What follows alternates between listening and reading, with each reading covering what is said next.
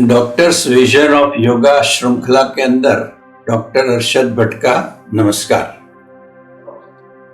आज का विषय है योग के लाभ विज्ञान की दृष्टि से। ऐसे तो योग के लाभ के विषय में बहुत सारी चर्चाएं होती है, किंतु उसको वैज्ञानिक परिभाषा में रखना ये हमारा आज का विषय है।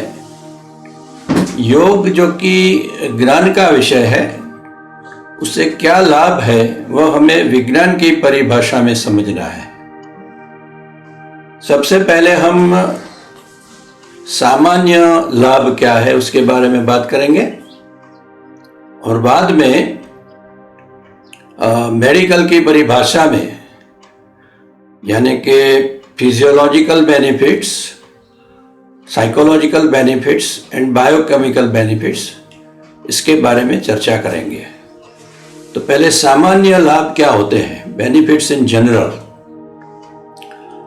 योग में ज्यादातर 4 प्रकार की प्रक्रियाएं हैं। यह है आसन, प्राणायाम, बंध और मुद्रा।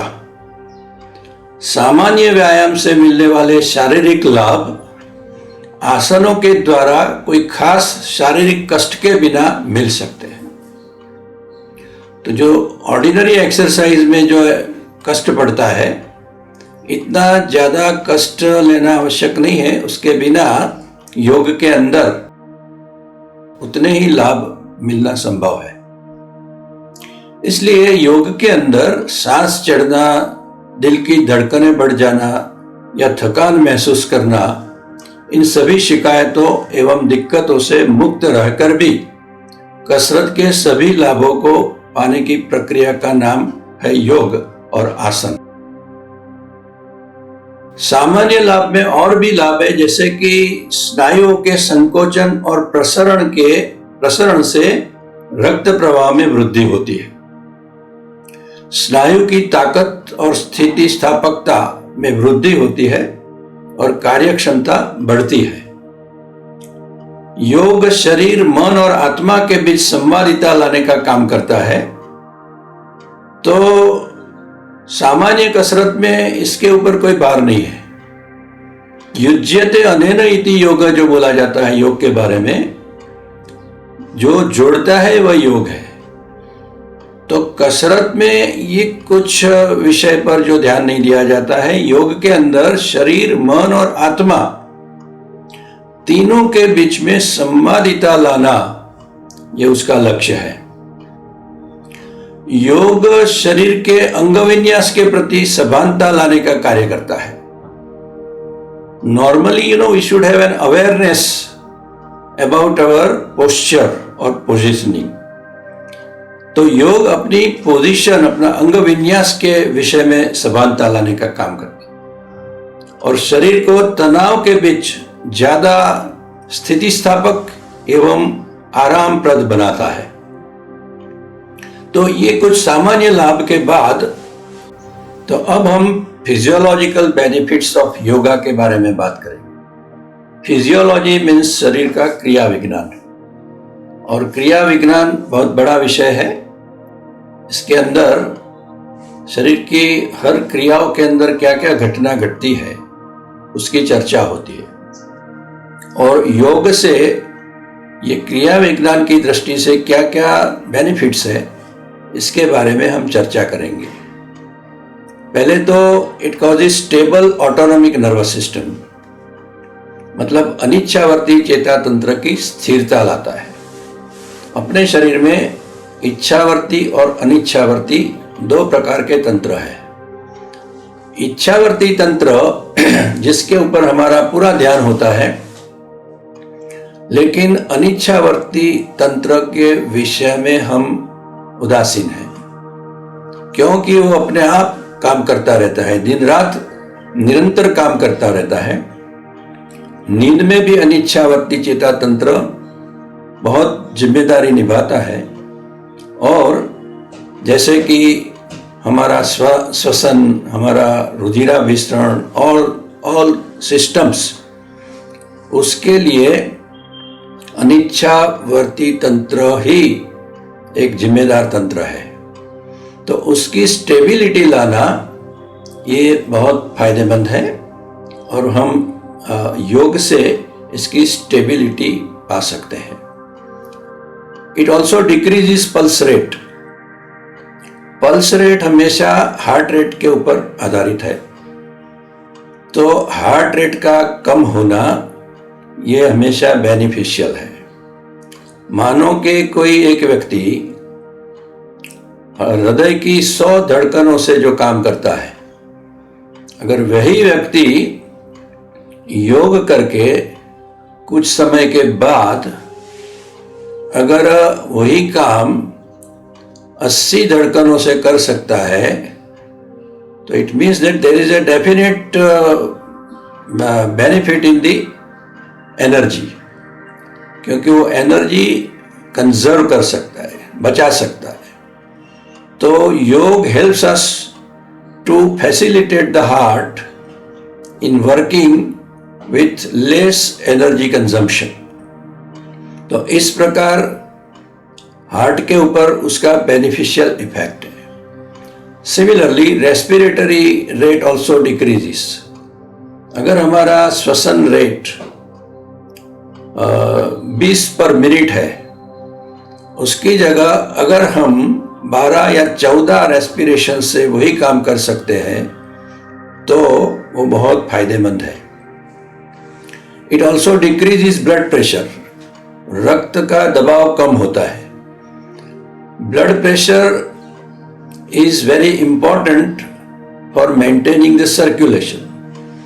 लेकिन जितना कम ब्लड प्रेशर से हमारा सर्कुलेशन मेंटेन हो पाता है, इतना हमारे हार्ट के लिए अच्छा है।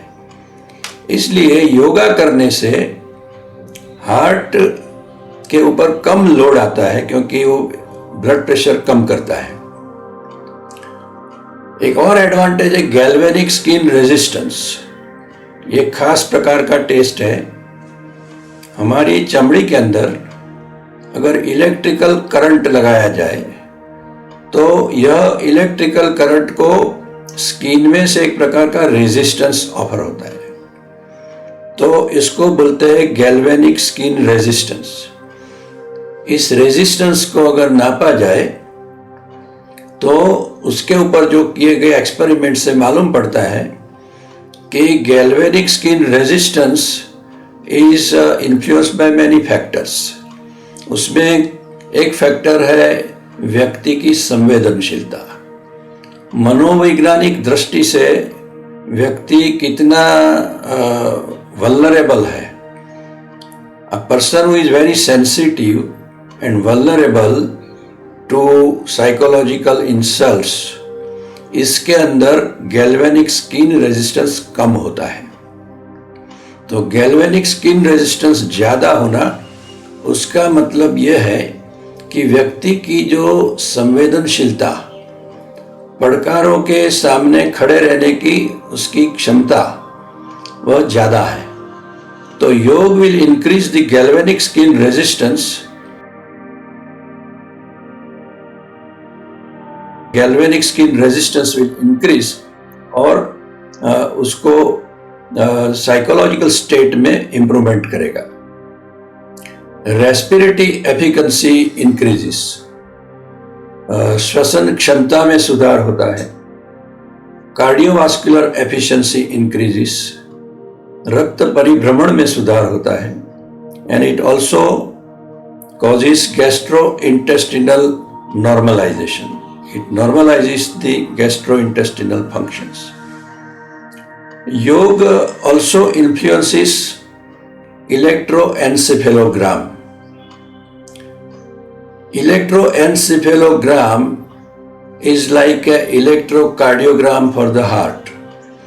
हार्ट के अंदर के जो इलेक्ट्रिकल करंट्स मेजर करने के लिए हम जो टेस्ट करते हैं, उसको बोलते हैं electrical cardiogram, electrocardiogram, ECG। Similarly अगर ब्रेन के अंदर इलेक्ट्रिकल करंट्स को रिकॉर्ड किया जाए, तो उसको बोलते हैं इलेक्ट्रोएन्सेफेलोग्राम। ये इसको EEG बोलते हैं। और EEG के अंदर भिन्न भिन्न प्रकार के वेव्स होते हैं, जैसे कि alpha waves, beta waves, delta waves, gamma waves and theta waves. So these different waves will give an indication regarding different conditions related to brain. तो योग करने से EEG के अंदर अल्फा वेव्स में वृद्धि होती है। Alpha waves indicate a state of relaxation of mind.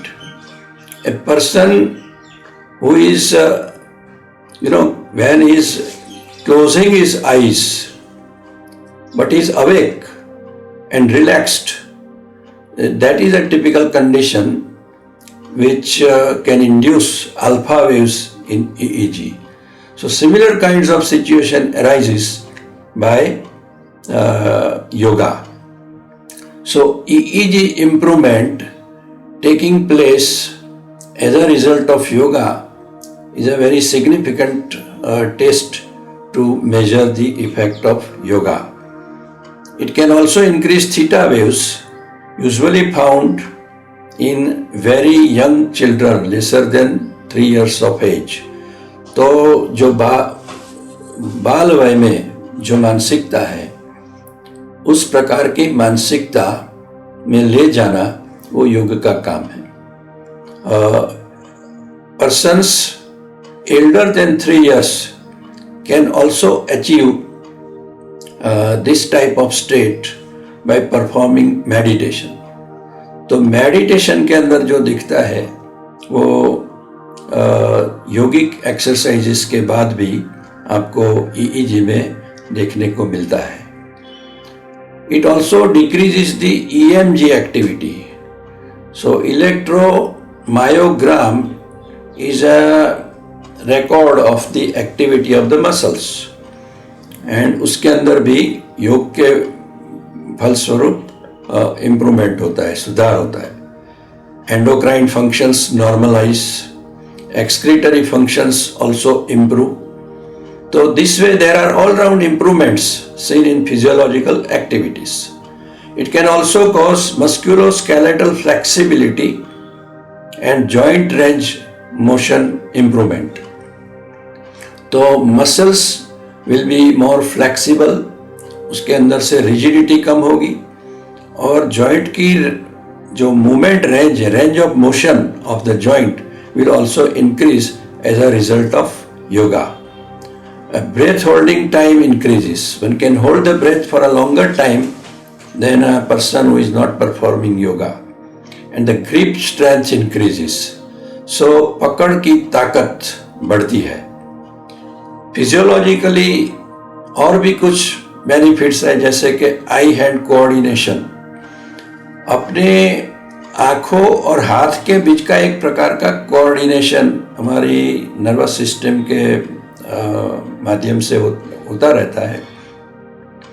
ऐसे तो हमें मालूम नहीं पड़ता है कि हम उसको कैसे एंगेज करते हैं, लेकिन ऑटोमेटिकली ये दोनों का जो कोऑर्डिनेशन है वो हमारी बहुत सारी कॉम्प्लेक्स मूवमेंट्स के अंदर काम करता है, जैसे कि लिखना, बोलना। अगर आप एक छोटी सी बुक टेबल पर से पकड़कर एक जगह से दूसरी जगह रखते हैं, तो ऐसी छोटी सी दिखती घटना के अंदर भी आई हैंड कोऑर्डिनेशन इज रिक्वायर्ड। तो ऐसी अनेक एक्टिविटीज के अंदर दिस टाइप ऑफ कोऑर्डिनेशन जो कि योग के माध्यम से इम्प्रूव हो सकता है।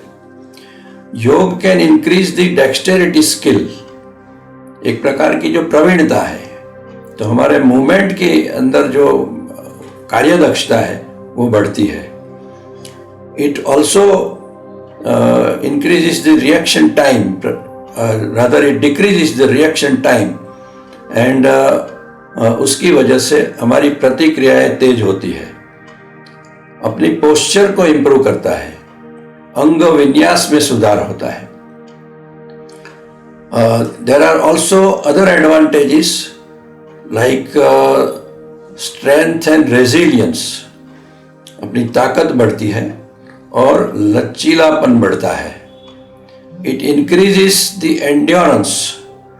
कोई भी कार्य करने में या नहीं करने में धैर्य की आवश्यकता रहती है, और वो धैर्य और सहन शक्ति में वृद्धि करने का काम योग करता है। It also helps in normalising the weight. वजन सामान्य बनाता है। It improves sleep.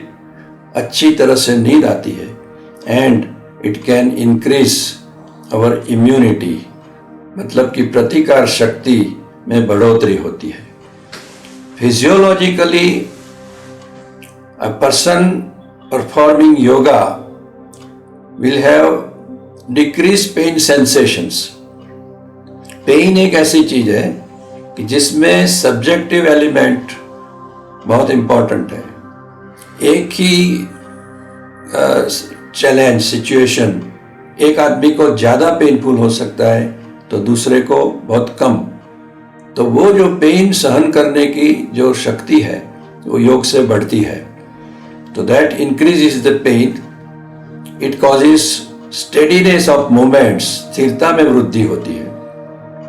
फिर डेप्थ परसेप्शन इम्प्रूव्स। तो दुनिया को 3 आयामों में, मतलब 3 डायमेंशन में देखने की एवं अंतर को परखने की समझ में वृद्धि होती है। तो ये है अपनी रोजमर्रा की जो एक्टिविटी है उसके अंदर उसके क्या फायदे होते हैं। बैलेंस विल इम्प्रूव, मतलब संतुलन में सुधार होता है। And it will also improve the integration of movement.